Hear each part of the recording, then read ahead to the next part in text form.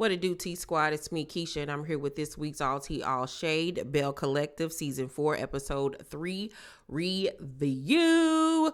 Okay, so on this week's episode, we pick up where we left off with Latrice and Letitia and their husbands having dinner together.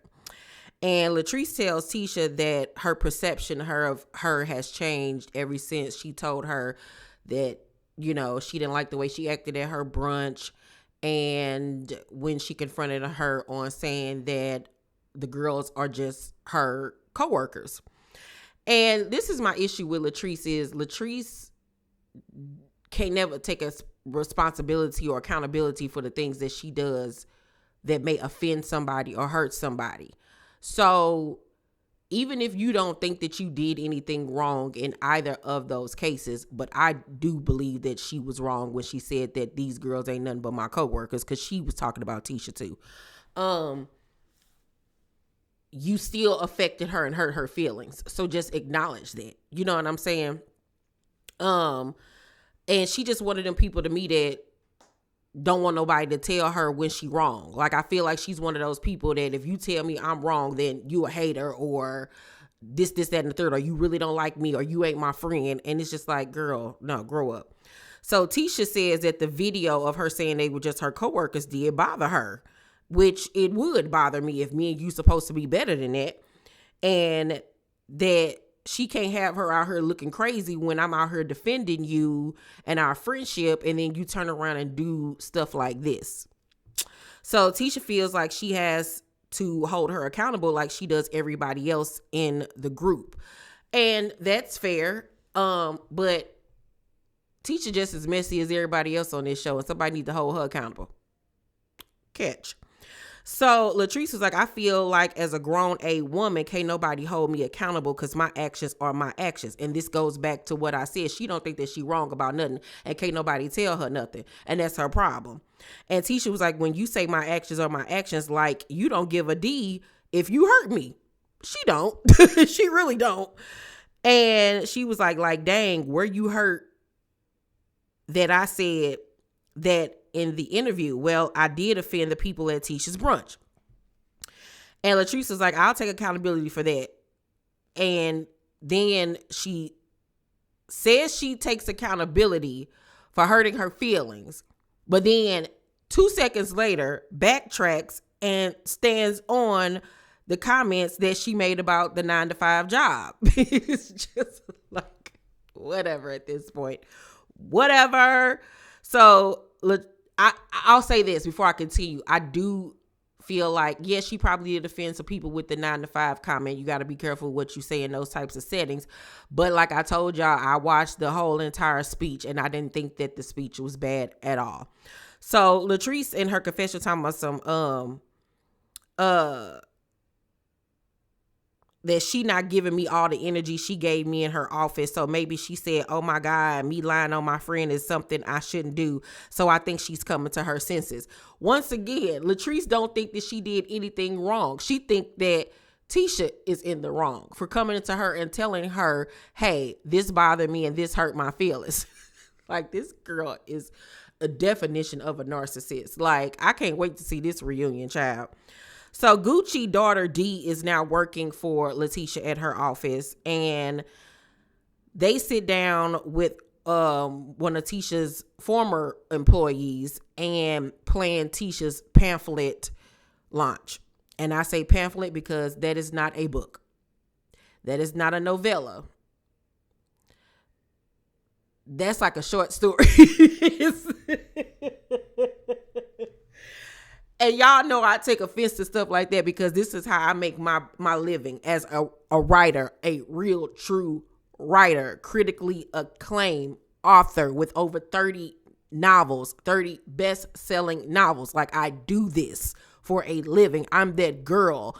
Y'all know I never come on here and toot my horn like that, but I'm considered one of the greats in my genre, in urban fiction. I'm considered one of the greats. If you ain't heard about me, Google me. You know what I'm saying? Like, so when I see these people on these reality shows or wherever talking about they wrote a book and it's literally this thin, girl, you ain't wrote no book.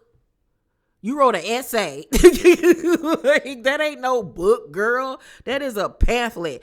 And I hate when people come into the industry and not know what the heck they doing, what the heck they saying. They ain't did no research. They ain't did nothing. So yes, that is a pamphlet, child. That is a what's that thing when you go to a funeral? Not a eulogy. That's the thing, child. Y'all take home with you. That's what that thing is, child. Get out of here. So Tamra and Akeisha meet for lunch so they can finally square things out. And Tamra, I want to tell you guys, over the holiday, just had her baby girl. She had her daughter. So congratulations to Tamra. Akeisha asked her, did she tell the lady she didn't want them to add her in the group chat? And Tamra was like, no, I told you that. I never said that. She said it was something they made up. So Akeisha was like, don't let nobody sit up there and lie on you like that. Is Latrice a part of the liars? Letitia, I'm sorry, not Latrice, Letitia. And Tamra tells her what Latrice told her about Letitia. And Akeisha is now leaning towards Tamra telling the truth because she knows that Letitia wasn't really effing with her like that when she joined the clique. So if you don't remember, Latrice told Tamra that Letitia came to them saying, we're going to leave Akeisha out of a group chat and pin it on Tamra and say that Tamra didn't want her a part of the group chat. If you go back to the episode, Latrice then said something totally different in her confessional. It's very confusing. So I don't know what to believe when it comes to this whole situation. And I can't wait for the reunion so we can finally get some type of clarity on what is going on with that whole situation. So Akeisha points out that Tamra's voice has changed. It's gotten much deeper because, she has a very high-pitched voice. And she was insinuating that, yeah, girl, I think you might be pregnant. And Tamra was just giggling and laughing. She didn't deny it, and she didn't, not deny it. You know what I'm saying? I mean, not deny it. She didn't deny it, and then she didn't admit it. Girl, I just woke up. Excuse me.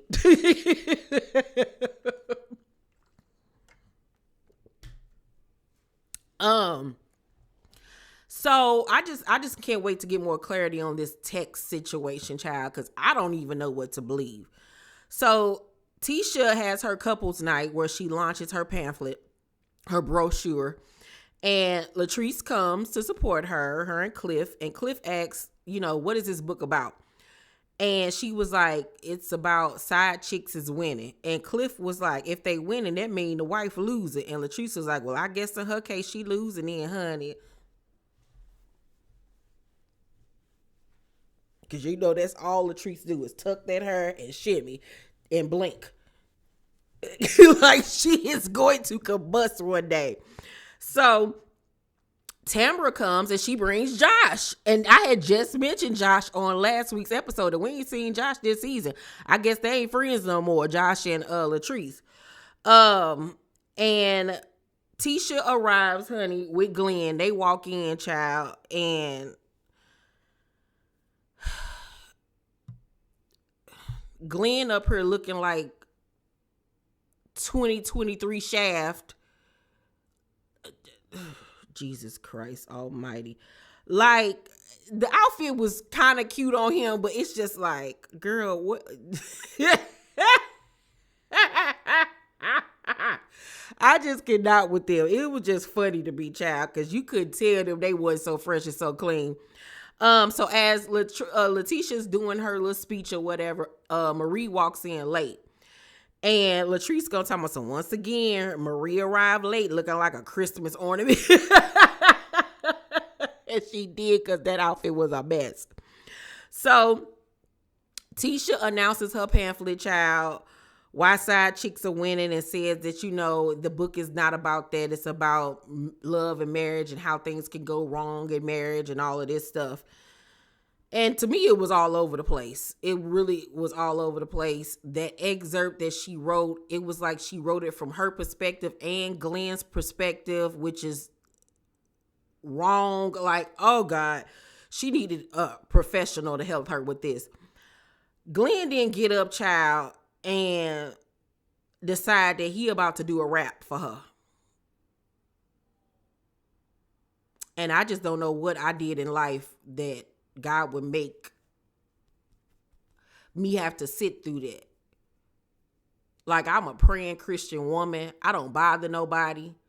You know what I'm saying? Like, I praise God. I praise his name. I pay tithes. You know what I'm saying? I listen to the word. I mind my business.